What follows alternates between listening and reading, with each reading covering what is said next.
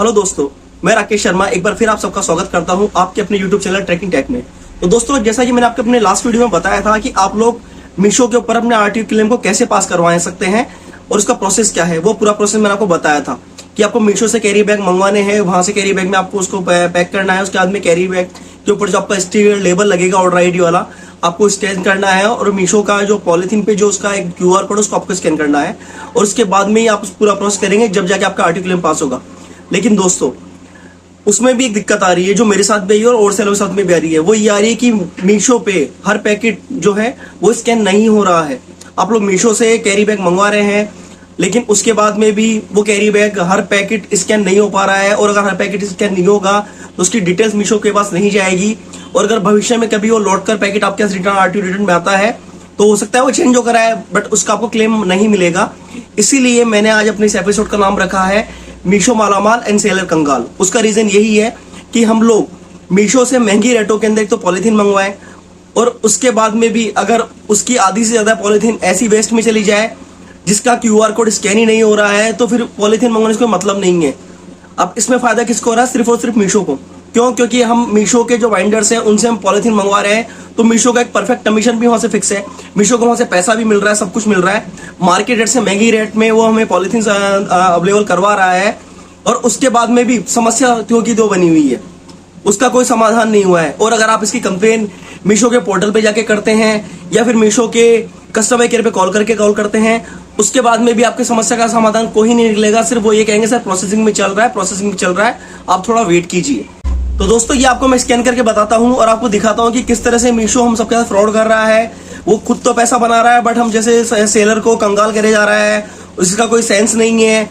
वो unnecessary charges लगा देता है, हमारा माल है जो बीच में से चेंज हो जाता है और उसकी सुनवाई करने वाला कोई नहीं है। इसमें सिर्फ मीशो को ही फायदा हो रहा है और किसी को फायदा नहीं हो रहा है, क्योंकि मीशो को तो कोई फर्क पड़ता ही नहीं ना इस चीज से कि सामने वाले का पैसा जो है वो जा रहा है या नहीं आ रहा है। जो भी है उसको सिर्फ अपने कमीशन से मतलब है। वो पॉलिथीन बेचकर अपना कमीशन कमा रहा है, वो रिटर्न चार्ज लगाकर अपना कमीशन कमा रहा है, वो आरटीओ रिटर्न में पैकेट चेंज करके अपना कमीशन कमा रहा है। हर तरह से वो पैसा कमा रहा है और इसलिए धीरे धीरे कंपनी इतनी बड़ी बनती जा रही है। लेकिन वो बन क्यों रही है? सिर्फ और सिर्फ हमारे पैसों से। हमें धोखा दे करके मीशो है जो अपने आप को बहुत बड़ी कंपनी बनाया जा रहा है और उसकी वजह से वो खुद तो पैसे वाला बन रहा है, बट हम जैसे सेलर कंगाल हो रहे हैं। और हमारे पास सिर्फ एक ही चारा है कि या तो हम मीशो के साथ काम करना बंद कर दें, या फिर अगर हम काम करते हैं तो फिर जो भी आगे नुकसान होते हैं उनको हम वहन कर सकें। अब आपको मैं बताता हूँ कि देखो स्कैन कैसे हो रहा है और इसमें क्या चीज आ रही है पॉसिबल। तो दोस्तों, सबसे पहले आपको गूगल क्रोम खोलना है और वहाँ से आपका मीशो सेलर आपका ओपन करना है।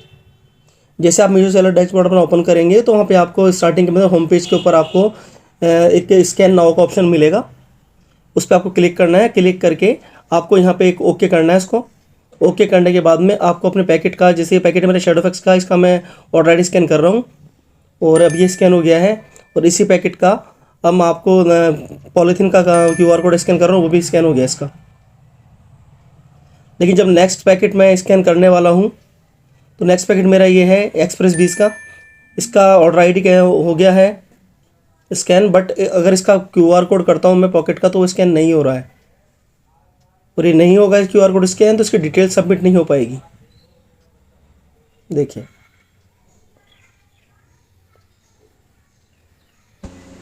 तो दोस्तों की जैसा कि आपने इस वीडियो में देखा है कि मैंने दोनों पैकेट स्कैन करे हैं, बट एक पैकेट स्कैन हुआ है, दूसरा पैकेट स्कैन नहीं हुआ है। अब इसका अर्थ क्या है कि अगर कभी ऐसा होता है कि आपके पैकेट स्कैन नहीं हो रहे हैं तो उनका क्लेम मीशो आपको देगा ही नहीं, क्योंकि वो तो मीशो के पोर्टल पे अपलोड है ही नहीं। जब अपलोड होगा नहीं तो फिर वो मीशो ये कहेगा ठीक है ये पॉलिथीन तो हमारी है ही नहीं, आपने तो इसको अपलोड किया ही नहीं है, तो आपको क्लेम किस बात का। और दूसरी बात ये कि अगर जो सेलर जिसके पर डे के 500 है, 1000 ऑर्डर है, 2000 ऑर्डर है, तो उसके पास उतना टाइम है ही नहीं ना कि वो इतने पैकेटों को स्कैन करने बैठेगा उस जगह पे। ये बात मीशो को भी अच्छी तरह पता है। और इससे होगा क्या कि वो सेलर तो उसको स्कैन करेगा नहीं, उसके सारे पैकेट ऐसे जाएंगे बिना स्कैन करे हुए। और उसके साथ में सबसे बड़ा नुकसान जो होगा वो उसी को होगा, क्योंकि उसके जब पैकेट आरटीओ चेंज होकर आते जाएंगे रेगुलर, तो उसको तो कुछ मिलने वाला नहीं है। हमारे तो चलो छोटे सेलर, उनके तो मान लो ठीक है किसी के 50 पीस जा रहे हैं पर डे, किसी के 20 पीस जा रहे हैं, किसी के 30 पीस जा रहे हैं, उनके तो चलो एक ही दो पैकेट आएंगे। लेकिन जिसके पर डे का 1000 2000 पीस जा रहे हैं तो उसके लिए तो पॉसिबल है ही नहीं इस प्रोसेस को फॉलो करना, स्कैन करना, सारे काम करना वहां बैठ करके। तो जब उसके रिटर्न आएंगे आरटीओ उसके चेंज होगा तो उसको तो नुकसान होगा, बट मीशो को कोई फर्क नहीं पड़ेगा उससे, मीशो को तो पैसा चाहिए, वो पैसा उसका बनता जाएगा। अब दोस्तों आप कुछ समझ लीजिए कि मीशो के साथ अगर आपको काम करना है तो आपको किस तरह से काम करना है, और अगर मीशो को भी हम लोगों के साथ काम करना है, सेलर के साथ काम करना है, तो मीशो को अपनी पॉलिसी में चेंज करना होगा। पॉलिसी में ये होना चाहिए कि मीशो से हम लोग जो पॉलिथीन मंगा रहे हैं उसका डेटा मीशो के पास होना चाहिए कि किस सेलर ने किस बारकोड की कितनी थैलियां हमसे मंगवाई हैं। और अगर हम जब भी उसमें क्लेम में उसको डालते हैं और अपना बारकोड उसमें डालते हैं तो मीशो का रिकॉर्ड होना चाहिए कि हाँ इस बारकोड की थैली इस सेलर ने हमसे मंगवाई थी। और जो प्रोसेस है ये वाला बीच वाला कि आप पॉलिथीन को स्कैन करो, आप क्यूआर कोड को स्कैन करो, आप ये करो, तो उन चीजों को उसको हटा देना चाहिए, क्योंकि वो चीज तो हो ही नहीं रही है और वो चीज सबके लिए पॉसिबल भी नहीं है। तो इसलिए सबसे जो इसका अच्छा तरीका है मीशो के लिए भी वो यही है कि अगर हम मीशो के वेंडर से पॉलिथीन मंगा रहे हैं तो मीशो को उसकी डिटेल्स अपने पास रखनी चाहिए कि किस सेलर के किस जीएसटी नंबर पे कौन से क्यूआर की पॉलिथीन गई हैं, तो ही हम लोग उसके साथ काम कर सकते हैं। और ये जो फ्रॉड है, फर्जीवाड़ा है जो उसमें मीशो में चल रहा है आरटीओ रिटर्न का, वो रुक सकता है। अन्यथा क्या होगा कि मीशो से तो कोई फर्क पड़ेगा नहीं, बट हमें नुकसान होता जाएगा। और एंड में एक दिन ऐसा होगा कि जब हम अपना बैलेंस शीट चेक करेंगे तो उसमें हमें तो दिखेगा कि हम फायदे में, लेकिन पता चला कि हम हर महीने लाख रुपए कमाने के बजाय लाख रुपए नुकसान में जा रहे हैं उस चक्कर के अंदर।